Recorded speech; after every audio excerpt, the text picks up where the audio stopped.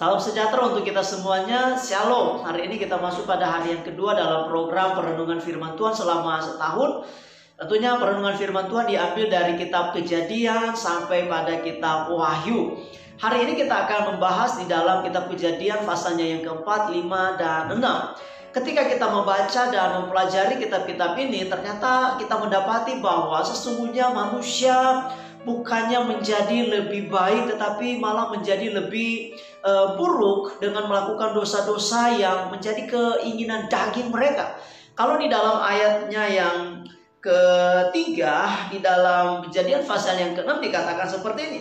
Berfirmanlah Tuhan, rohku tidak akan selama-lamanya tinggal di dalam manusia, karena manusia itu adalah daging, tetapi umurnya akan 120 tahun saja. Nah, ketika Tuhan berkata seperti ini di dalam kehidupan manusia, tentunya Tuhan punya alasan, tentunya Tuhan punya dasar. Kenapa Bapak Ibu? Tuhan mengatakan bahwa rohku tidak akan selama-lamanya tinggal di dalam kehidupan manusia. Di dalam ayat yang pertama, pasal yang ke-6, ternyata didapati bahwa ketika manusia itu mulai bertambah banyak jumlahnya di muka bumi, dan bagi mereka lahir anak-anak perempuan, maka anak-anak Allah melihat bahwa anak-anak perempuan manusia itu cantik-cantik, lalu mereka mengambil istri dari antara perempuan-perempuan itu siapa saja yang disukai. Kemudian kalau kita melihat di dalam bagian-bagian yang berikut dari pembacaan ini, ayatnya yang kelima menegaskan kembali bahwa ketika dilihat Tuhan bahwa kejahatan manusia besar di bumi, dan bahwa segala kecenderungan hatinya selalu membuahkan kejahatan semata-mata. Jadi bukannya kita mendapati keadaan manusia pada waktu itu setelah Adam dan Hawa masuk kepada Kain dan Habil, dan setelah Kain dan Habil, ternyata manusia bukannya menjadi lebih baik, tetapi menjadi lebih jahat. Dan jelas kejahatan adalah hal yang sangat-sangat tidak disukai oleh Tuhan.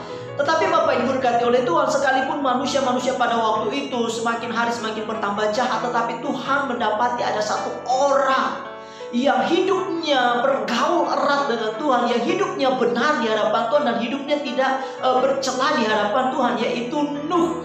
Di dalam Kejadian pasal 6 ayat yang ke-8 di sana dikatakan, tetapi Nuh mendapat kasih karunia di mata Tuhan. Kemudian di dalam ayat yang ke-9 juga dikatakan bahwa Nuh adalah orang yang benar di hadapan Tuhan, kemudian adalah orang yang tidak bercela di hadapan Tuhan, dan Nuh adalah orang yang suka bergaul dengan Tuhan. Nah, hal-hal yang dilakukan oleh Nuh adalah disukai oleh Tuhan. Sekalipun orang sesama Nuh melakukan kejahatan, kecenderungan hatinya ingin membuahkan kejahatan, dan Allah menghukum manusia-manusia yang melakukan kejahatan, tetapi ada satu orang yang mendapat kasih karunia, adalah Nuh. Dan melalui Nuh, istri Nuh juga dimenangkan, melalui Nuh anak-anak mereka juga dimenangkan. Nah, Bapak Ibu diberkati oleh Tuhan, demikian dengan kehidupan kita umat manusia, apalagi kita sebagai orang percaya, haruslah kita tetap didapati oleh Tuhan hidup benar di hadapan Tuhan.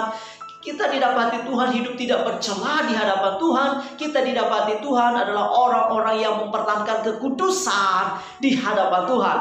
Ketika kita melakukan semuanya ini, kasih karunia Allah menyertai kehidupan kita. Dan dikatakan oleh firman Tuhan, kasih karunia inilah yang menyelamatkan kehidupan kita semuanya. Puji Tuhan, Bapak diberkati Tuhan. Di tahun yang baru ini, mari biarlah kita tetap hidup benar di hadapan Tuhan, tidak bercela di hadapan Tuhan, dan hidup di dalam mempertahankan kekudusan di hadapan Tuhan.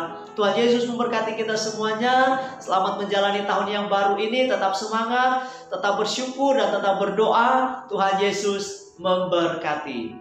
Shalom.